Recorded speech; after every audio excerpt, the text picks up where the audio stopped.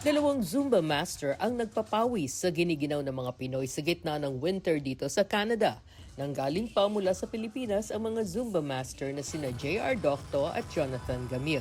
Nadiskubre sila ng mga organizers sa kanilang social media. We're posting our videos, and then one of our organizer or host and my friend also introduced us to our host here in Canada. So ano yung sinasabi nilang nagustuhan nila sa video nyo na gusto nilang dalhin dito? Yung enjoyment. Itong unang paglalakbay nila sa Canada para ipakilala ang kanilang natatanging estilo ng Zumba. Maliban dito sa Vancouver, pinatikim nila sa mga kababayan sa Alberta, Manitoba at Ontario ang flavor ng kanilang Zumba. Nagsimula sila sa pagiging mga dancer at choreographer at nag-move on na sa pagiging Zumba experts. 12 taon na si Docto sa Zumba scene samantalang 10 taon naman si Gamil. Kung saan-saang bahagi na sila ng Asia nadala nito katulad ng Malaysia, Singapore, Thailand at China. This is my passion. I love the people.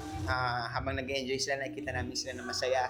And nakakatulong sa health nila. Before kasi, yung Zumba, yung iba feel like, sounds like boring.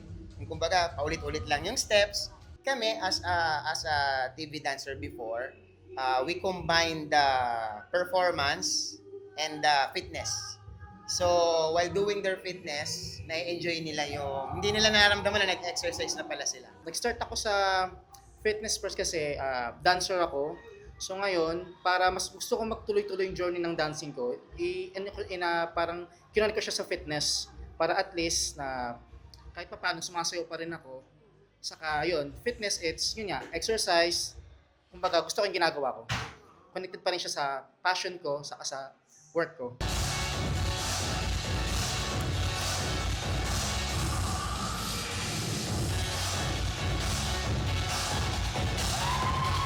Para maging lalo pang exciting ang pag-eehersisyo, sinamahan nila ito ng Zumba Showdown sa pagitan ng Team JR at Team Jonathan.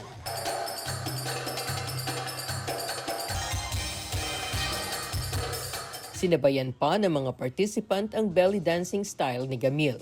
Bagamat hinaluan nila ng ibang estilo, anila ay di mawawala ang Zumba formula na hango sa mga Latin-inspired dance styles katulad ng reggaeton, cumbia, salsa at merengue.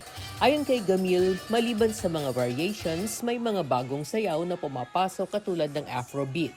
Naging pagkakataon naman ito para makapag-fundraising ang mga organizer para sa mga biktima ng mga sakuna sa Cebu. Ngayon kasi ang Zumba is very popular ngayon.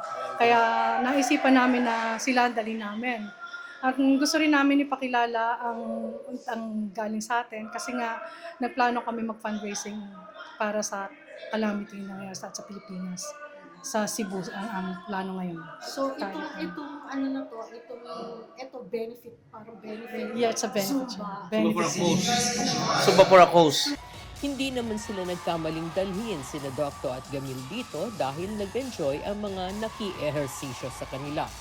Hilig ko kasing magsumba eh. At saka iba yung nagtuturo ngayon, imported yata from the Philippines. O, di ba? O, kaya gaganahan kang magsumba. O, syempre, kailangan bumalik sila. Planong pabalikin ng mga organizers sina Docto at Gamil kasama na ang ilang celebrities ngayong taon. Mula sa Burnaby, British Columbia, ako si Rowena Papasin, ang inyong patrol abroad.